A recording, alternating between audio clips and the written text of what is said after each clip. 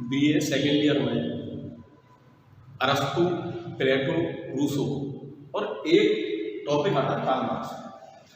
Karl Marx को अगर राजनीति शास्त्र में कुछ है तो सबसे ज़्यादा कोई सिद्धांत दिया गया तो कार्ल मार्क्स का सिद्धांत है, हम बोलते हैं classical theory, classical principles, Hindi में बोलते हैं वर्गीकरण सिद्धांत।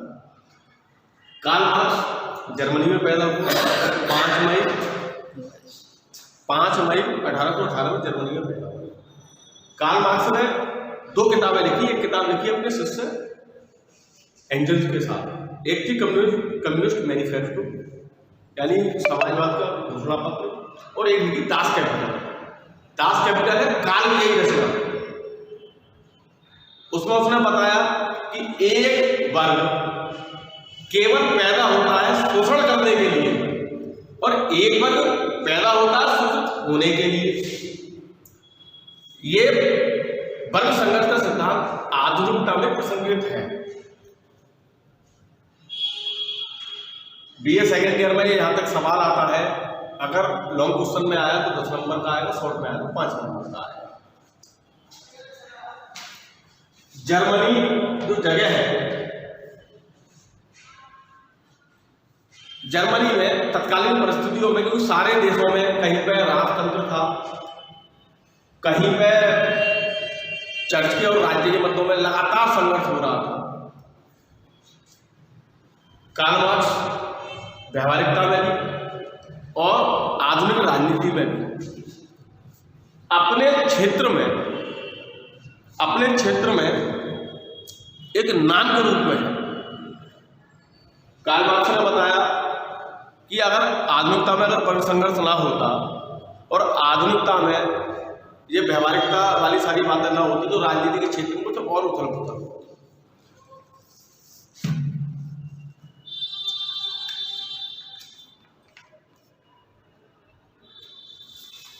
जिस तरीके से हम सब लोगों को विदित है कि मनुष्य एक सामाजिक प्राणी है। मनुष्य स्वतंत्र पैदा होता है, जब तक माँ की कोख में रहता है तब तक तो वो बेड़ियों में होता है, और यदि बाहर आता है, धरातरित होता है, उसके बाद वह किन्हीं न किन्हीं बेड़ियों में जकड़ लिया जाता है, किन्हीं न किन्हीं बेड़ियों में जकड़ लिया जाता है। मार्क्स का कथन था कि मनुष्य यद्यपि एक सामाजिक प्राणी है किंतु वह एक वर्ग प्राणी भी है। वर्ग का मतलब वह पैदा समाज में होता है, समाज में ही सारी रूपरेखा तय करता है, समाज में ही रहकर सारे अपने सामाजिक संरचनाओं का विकास करता है। अगर समाज नहीं होता तो राजनीति भी नहीं होती। जो सबसे महत्वपूर्ण बिंदु है वह कार्ल मार्क्स का वर्ग संघर्ष का सिद्धांत। उसने बताया कि प्रत्येक वस्तु स्वतंत्र रूप से विकास करती है, प्रत्येक वस्तु स्वतंत्र रूप से विकास करती है।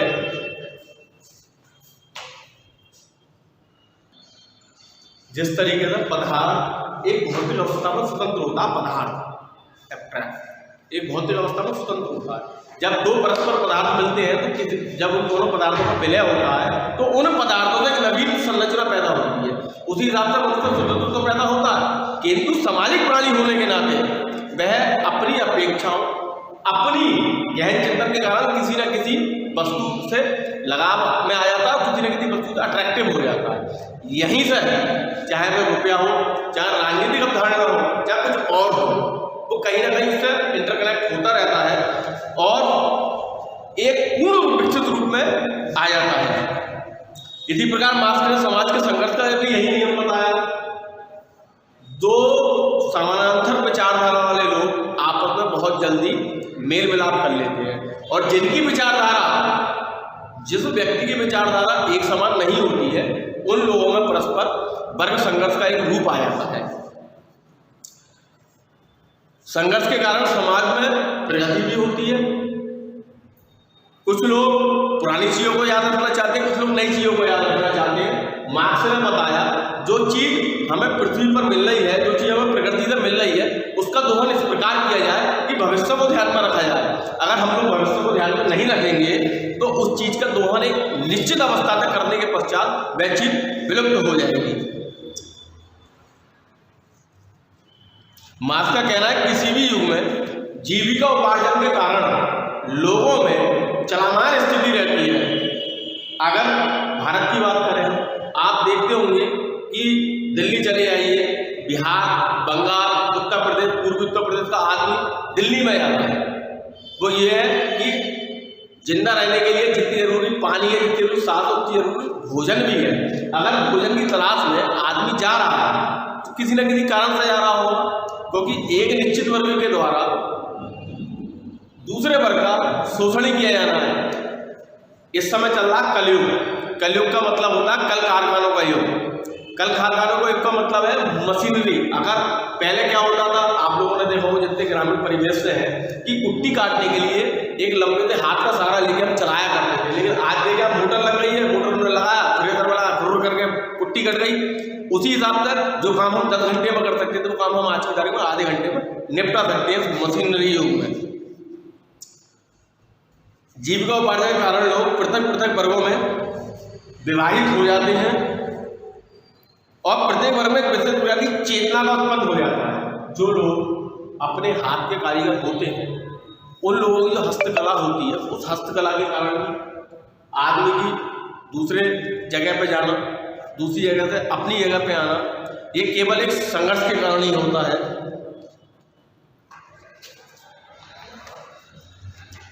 आज तक प्रत्येक समाज शोषक तथा शोषित वर्गों में विभक्त है। शोषित वर्ग वह वर्ग होता है जो शोषण करता है और शोषण करने के बाद एक वर्ग का वह और ज़्यादा अमीर हो जाता है। सिंपल से शब्दों में अगर हम समझें, एक वर्ग ने कुछ पूंजी लगाई, उस पूंजी का वह पूरा उपभोग कर रहा है और दूसरे वर्ग को निम्न दर पे हायर करने के बाद हम लोग क्या करते हैं, अगर हमारे बात करें मकान की, हम जब मकान बनवाते हैं मजदूर को बुलाते हैं, मजदूर के 7-8 घंटे की ड्यूटी के होते हैं, जो उसका दहने बत्ता होता है उस बत्ते को देते हैं और हम परिकल्पना करते हैं, काम की उम्मीद ये करते हैं कि वो एक दिन में सारा काम हमारा निपटा देगा। जिस वर्ग के हाथ में उत्पादन के साधन होते हैं, उत्पादन होते हैं कि प्रोड्यूस, जिस वर्ग के हाथ में प्रोडक्शन के साधन होते हैं वह वर्ग पूर्ण रूप से एक व्यापक वर्ग होता है और उस वर्ग को अगर हम व्यापारी वर्ग कह लें, प्रथम वर्ग कह लें या उत्पादक वर्ग कह लें,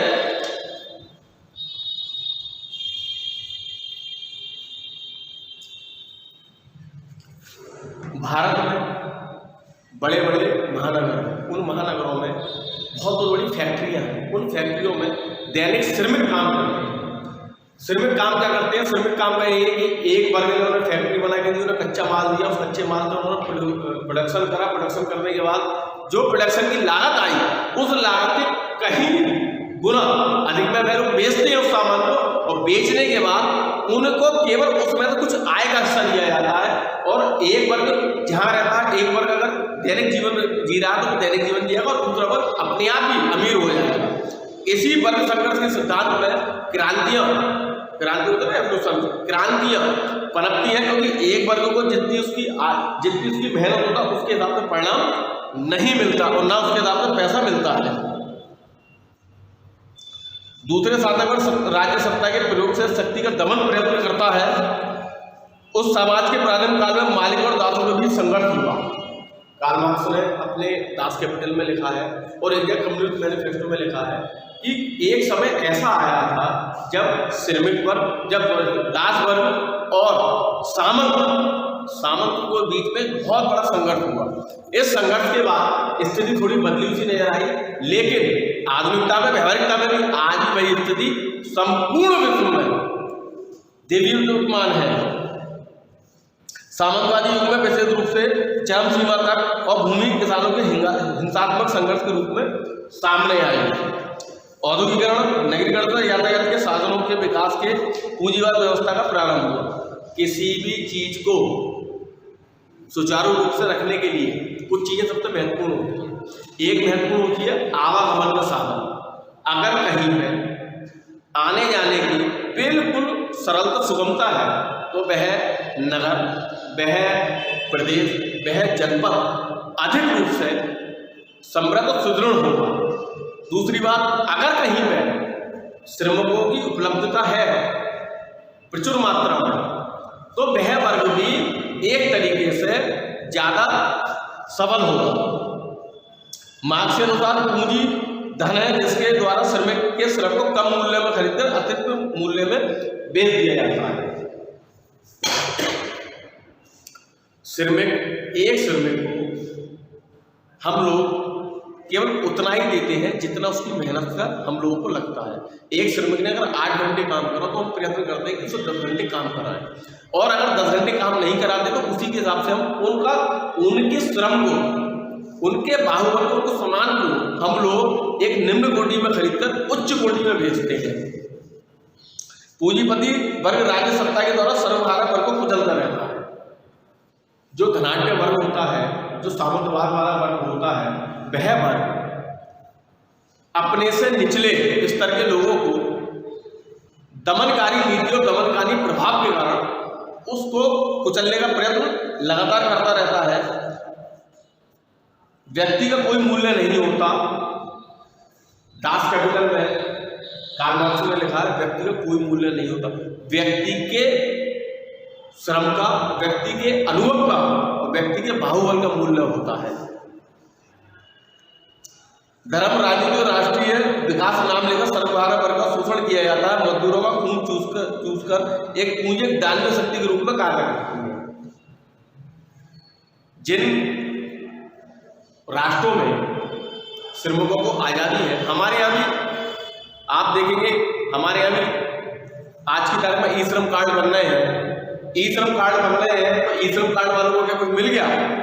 ई श्रम कार्ड वालों को कुछ नहीं मिलता। केवल एक प्रकार से पंजीकरण श्रमिक हो जाते हैं। एक शब्द आता है मजदूर और श्रमिक। मजदूर की अपनी अपेक्षाएं होती है, श्रमिक की अपनी अपेक्षाएं होती हैं।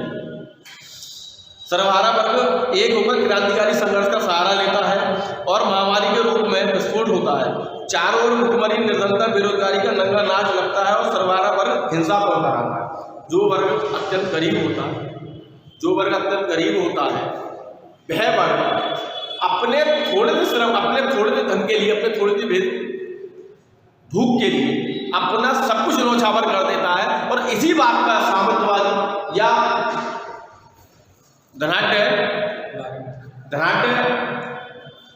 धनाढ्य वर्ग उस चीज का शोषण करता है। शोषण के लिए इंग्लिश में एक शब्द आता है हैरेसमेंट। और श्रमिक वर्ग का कार्ल मार्क्स के अनुसार मेंटली यानी मानसिक रूप से, फिजिकली यानी शारीरिक रूप से, और इकोनॉमिकली यानी आर्थिक रूप से सामंतवाद या धनाढ्य वर्ग लगातार शोषण करता रहता है।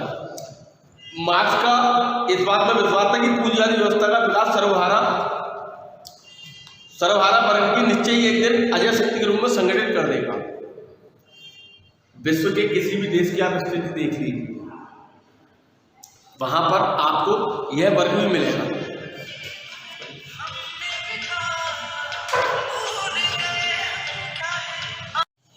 कार्ल मार्क्स ने अपनी किताब, अपनी ग्रंथ या ग्रंथ के मतलब महाग्रंथ है, उसमें लिखा है, तब तक सभी समाजों का इतिहास वर्ग संघर्ष का इतिहास रहा। अब तक सभी समाजों का इतिहास वर्ग संघर्ष का इतिहास रहा है।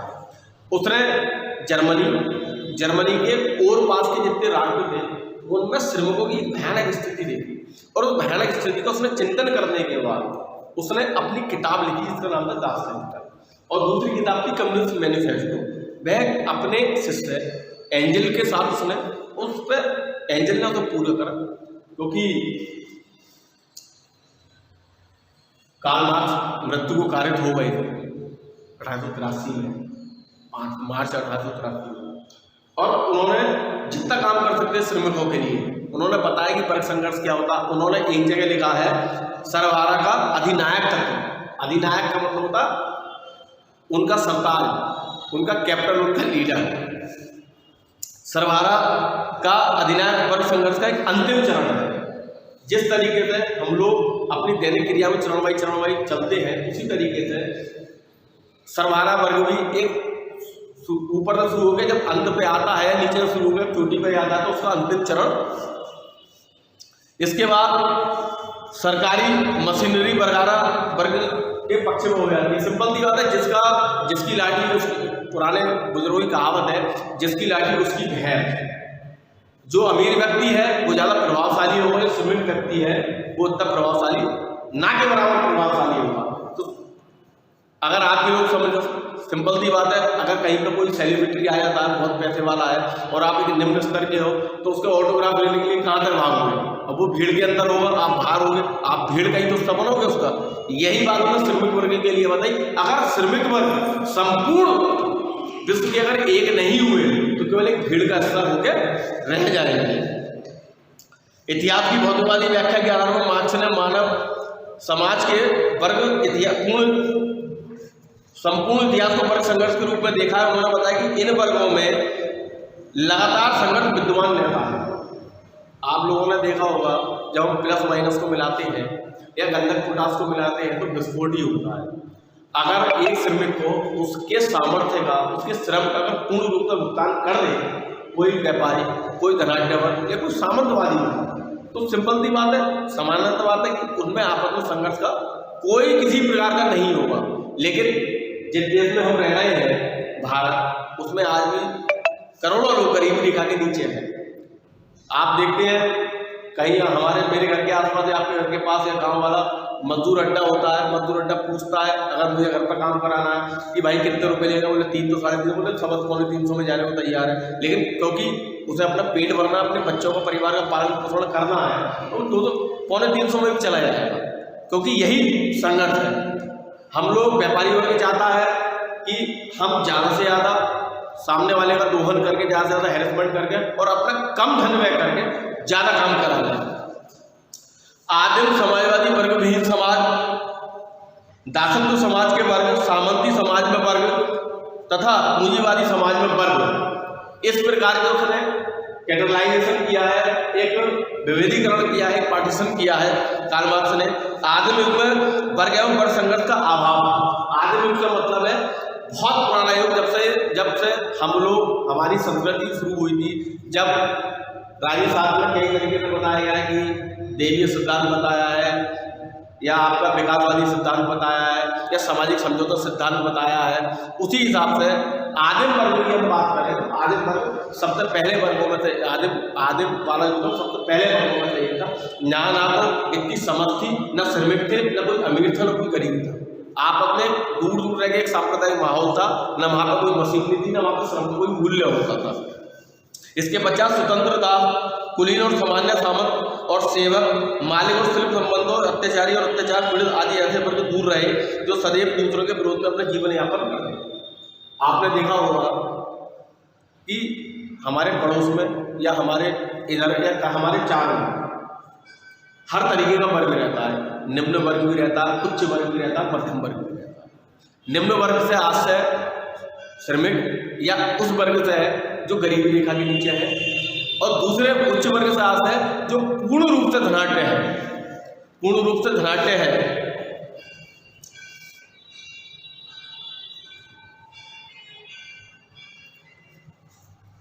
तो 8-5 कितना